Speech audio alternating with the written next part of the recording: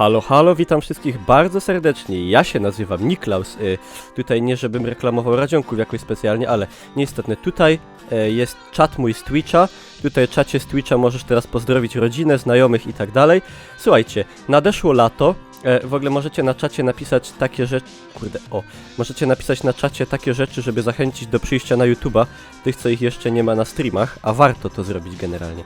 Słuchajcie, dlaczego tutaj jesteśmy?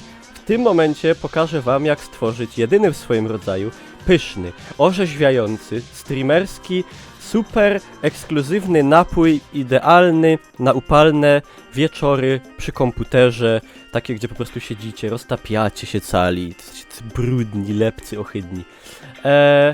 No, także przejdźmy do rzeczy. Napój nosi ten roboczą nazwę Pavulon Miami.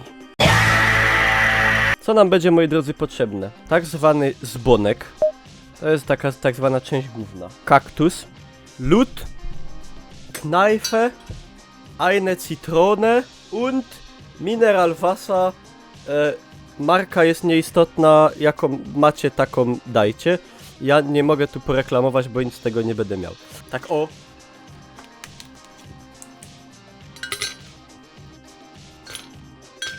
Ej, jakby tak.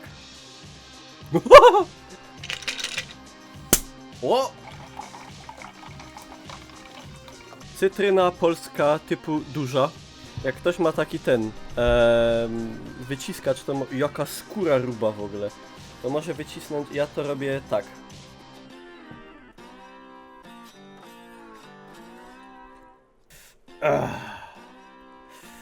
O tak.